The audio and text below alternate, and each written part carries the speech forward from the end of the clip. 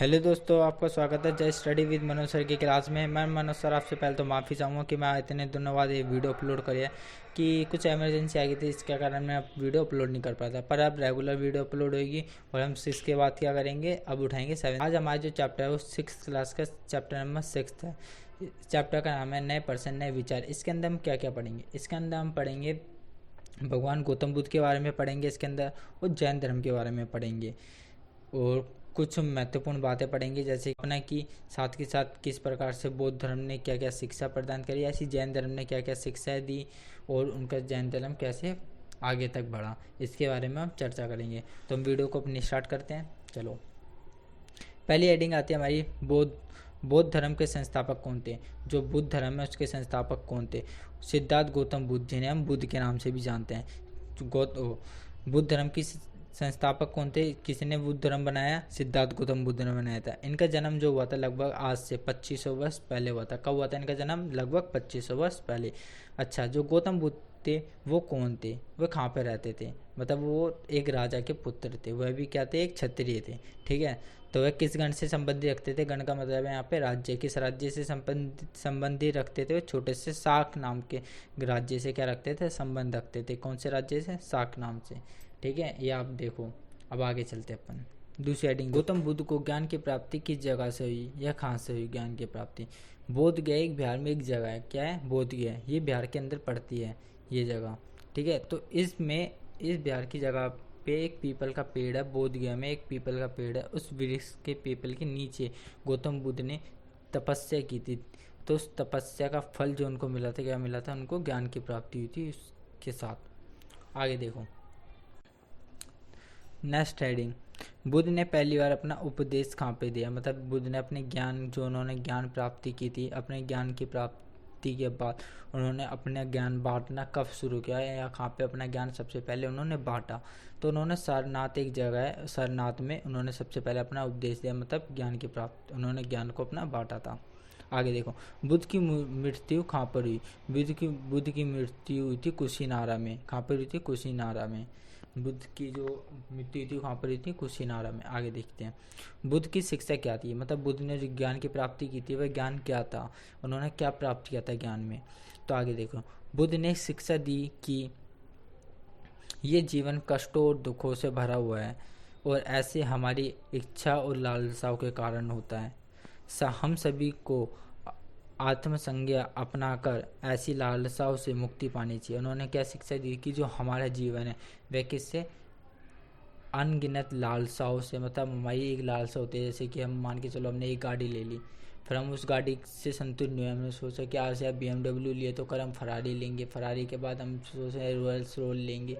तो ये क्या हमारी लालसाओं के कारण हो रहा है। तो ऐसी लालसाओं के कारण, और बुद्ध ने शिक्षा दी थी हम अपनी इन लालसाओं पर हमें क्या करना चाहिए? नियंत्रण करना चाहिए। तो हमें क्या आत्मसंज्ञा होना चाहिए? क्या होना चाहिए? आत्मसंज्ञा, मतलब अपना आप की जो लालसा है इनको क्या करना चाहिए? कंट्रोल में करना चाहिए।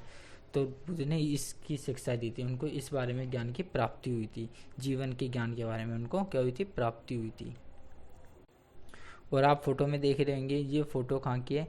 ये फोटो है बोध गया की। यहीं पे बुद्ध कोई वृक्ष के पीपल के नीचे क्या हुआ था? ज्ञान प्राप्ति हुआ था, जो आप इस फोटो के अंदर देख रहे हो। ठीक है, आगे देखते हैं। आपके सामने आ रही होगी अब दो इमेज।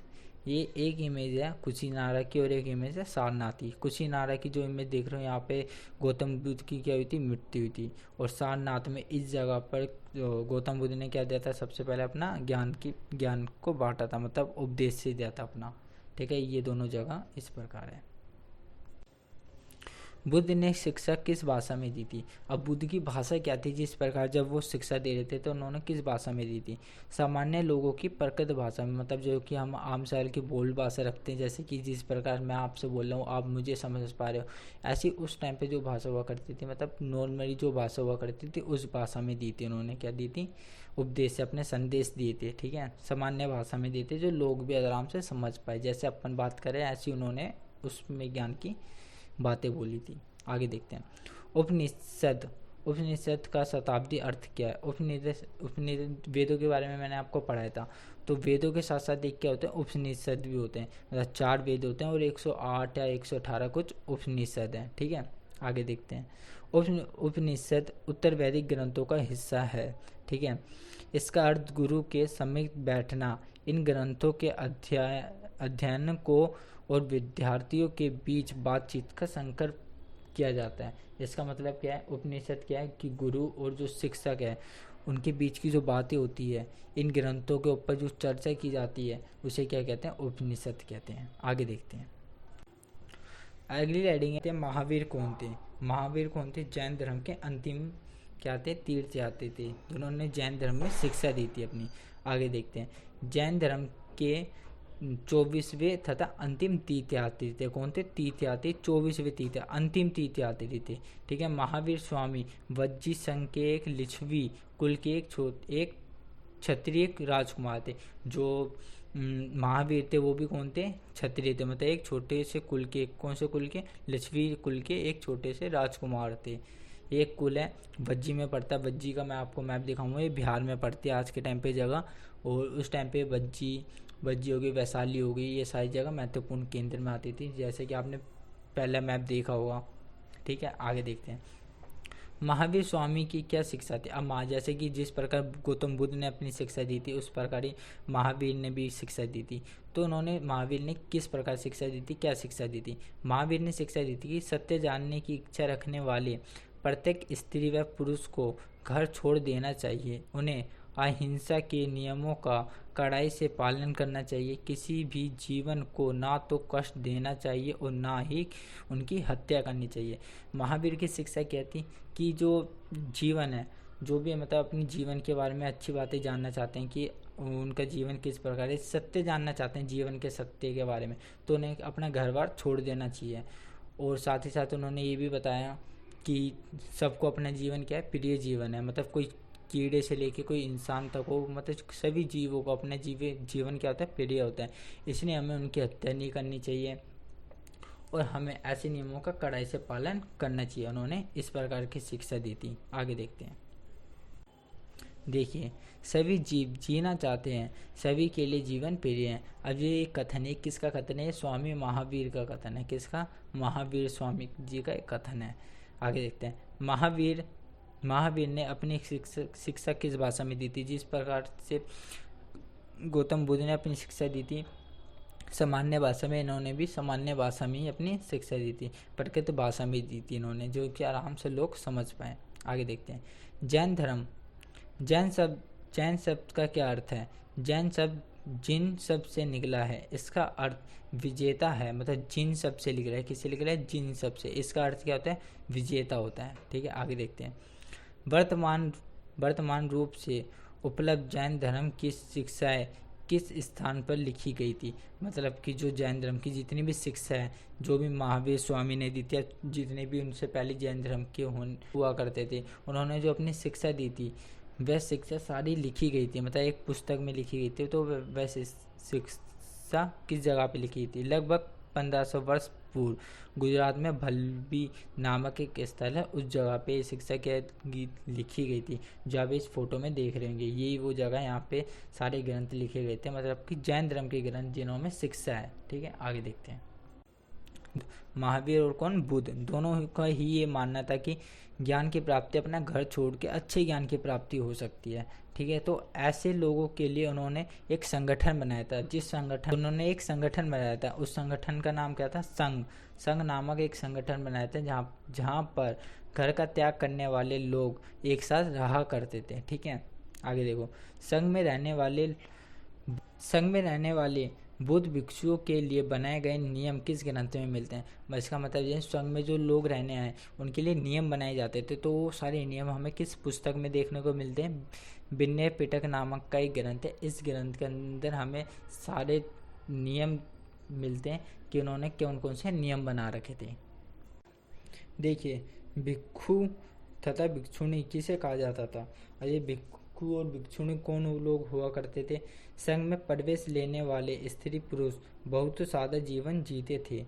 वह अपना अधिकांश समय ध्यान करने में बिताते थे और दिन के एक निश्चित समय में वह शहरों और गांवों में जाकर भिक्षा मांगते थे, तथा इसी कारण से इन्हें भिक्षु या भिक्षुणी कहा जाने लगा। मतलब कि जो बुद्ध और जैन धर्म के लोग हुआ करते थे, ये अपना जीवन किस में अधिकतर अपना जीवन ध्यान में व्यतीत करते थे। तो दिन के एक निश्चित समय था इनका कि इस समय हमें क्या करने जाना है, भिक्षा मांगने जाना है घर घरों में। तो ये भिक्षा जब मांगने जाते थे, इसी कारण इन्हें क्या कहा जाता था, भिक्षु या भिक्षुणी कहा जाता था। ठीक है, आगे देखो, बिहार किसे कहा जाता है। अब हमने जो अपने पिछली वीडियो में जो पढ़ा था, एक बिहार नाम का जिक्र आया था, जिसके बारे में मैंने आपको थोड़ा सा बताया था कि ये बिहार वो होता है जो जैन और बौद्ध धर्म के लोग रहा करते थे। आज इसके बारे में हम डिटेल में पढ़ते हैं। अब देखिए, बिहार किसे कहते थे या क्या होता था। भिक्षु तथा भिक्षुणों के लिए जो सर स्थल बनाए गए थे उन्हें क्या कहते थे, बिहार कहते थे। मतलब कि जो संघ बनाए गए थे, जिस संघ में वो रहा करते थे, तो एक घर होता था। ये घर इस प्रकार बना होता था कि मतलब जो पहाड़ों को खोद के घर बनाया जाता था, मतलब ज़मीन के नीचे बनाया जाता था। एक घर ऐसे भी घर मिला, और पहाड़ों के नीचे भी घर बनाए जाते थे। तो एक घर कौन बनाते थे, भिक्षु तथा भिक्षुणों के लिए घर बनाया जाता था। इसमें बौद्ध और जैन धर्म के लोग रहा करते थे। ये दोनों एक साथ नहीं रहते थे, जैन और बौद्ध धर्म के, पर ये क्या है, अलग अलग रहा करते हैं। मतलब एक जैसे ही बनाते थे, जैसे कि बौद्ध ने भी वही बनाया बिहार, उन्होंने भी बिहार बनाया है, तो उसी तरह के ये भी बनाया करते थे। ठीक है, आगे देखते हैं। देखिए, आप फोटो में देख रहे होंगे ना, यही क्या है, बिहार है। ये यहाँ पे लोग रहा करते थे, जैन और बौद्ध धर्म के। मतलब जैन भी रह सकते हैं यहाँ पे, बौद्ध भी रह सकते हैं। ठीक है, आगे पढ़ेंगे। बौद्ध और जैन धर्म के बाद एक धर्म और वो बड़ा फैला था, जिसके बारे में हम पढ़ते हैं। ये था आश्रम व्यवस्था। मतलब कि ये आश्रम बनने लगे थे, जैसे कि हम जो देखते हैं कि जो आश्रम हुआ करते हैं वो भी बनने लगे थे। तो उसके बारे में 4 महत्वपूर्ण बात है, जो कि चारों के बारे में हम पढ़ते हैं, जैसे कि ब्रह्मचारी, गृहस्थल, वानप्रस्थान और संन्यास। जो है संन्यास, ये चार हो गए। इनका भी क्या होने लगा था, ये भी फैलने लगे थे। इसके बारे में, इस चैप्टर के बारे में इतना ही दे रखा, नाम बता रखे। इसके बारे में हम डिटेल में पढ़ेंगे नेक्स्ट चैप्टर में। तो आज अब तक का इंतजार करो, और मैं इनके नाम आप याद कर लेना। और धन्यवाद।